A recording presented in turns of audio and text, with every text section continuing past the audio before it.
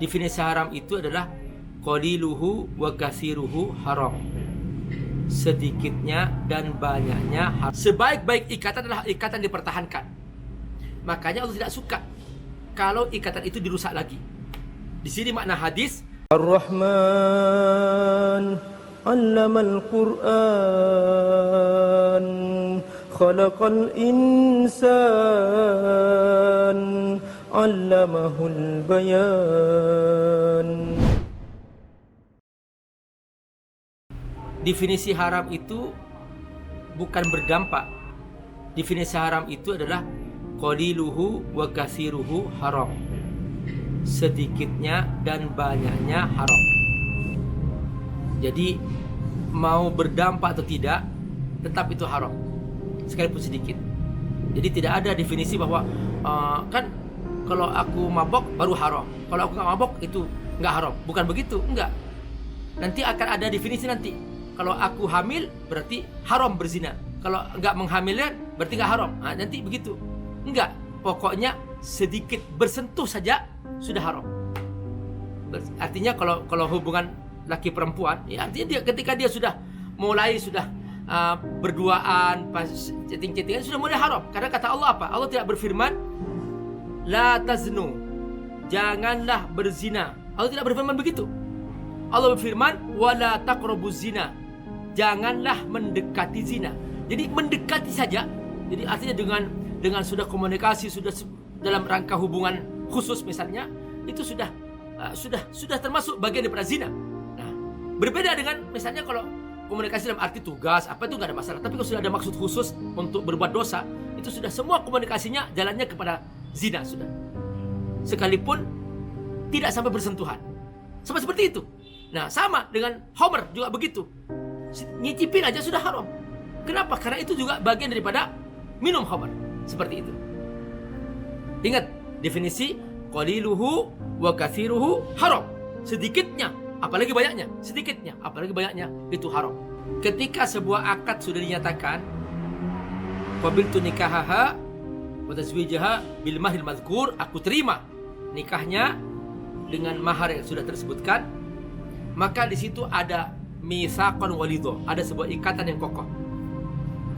Sebaik-baik ikatan adalah ikatan dipertahankan. Makanya Allah tidak suka kalau ikatan itu dirusak lagi. Di sini makna hadis abghadul halal ilallah tolak. Benar, tolak itu halal. Tapi Allah nggak suka, itu aja. Ya kalau ternyata terjadi perceraian di luar kemampuan, memang karena mungkin muncul tabiat masing-masing dan tidak bisa disatukan kembali, ya itu sudah luar kemampuan, ya sudah terpaksa terjadi perceraian. Itu solusinya. Sekalipun Allah tidak suka, tapi tetap terjadi perceraian. Kenapa? Karena memang nggak mungkin disatukan. Sebab dan itu terjadi di zaman Nabi juga terjadi, di zaman sekarang juga terjadi. Karena itu manusiawi. Yang penting jangan kita mendolimi. Tidak boleh kita bercerai karena mendolimi istri dan sebagainya, atau istri mendolimi suami dan seterusnya karena dia mungkin si istri bertemu dengan kawan lamanya CLBK misalnya, cinta lama bersemi kembali, langsung dia membangun hubungan lagi sama bekas pacarnya dulu, dan kemudian dia mendolimi suaminya, itu padahal suaminya nggak mau menceraikannya, dan itu dolim namanya, itu yang merusak, dan ini yang membuat kerusakan.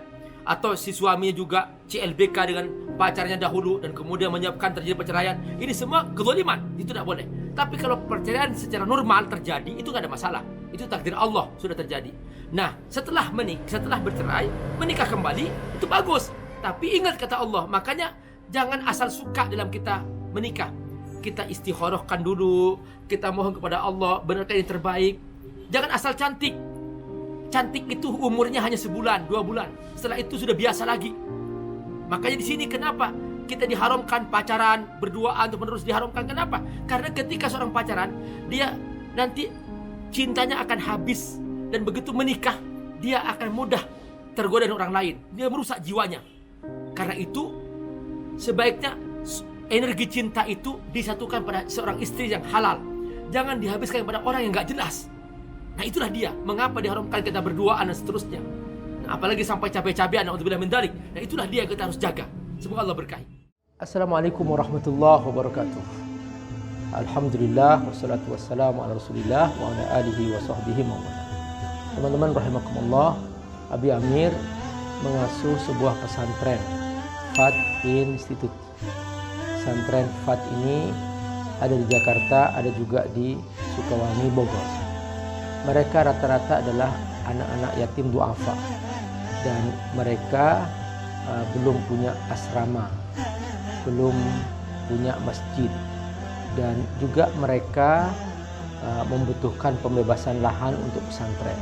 Teman-teman, membantu para penghafal Quran adalah menyiapkan mereka punya masa depan yang cerah, dan otomatis kita juga membantu diri kita sendiri, karena dengan membantu mereka menjadi penghafal Quran, menjadi para ulama, semua kebaikan yang mereka kerjakan, setiap huruf dari Quran yang mereka ulang-ulang, kita semua kebagian pahala.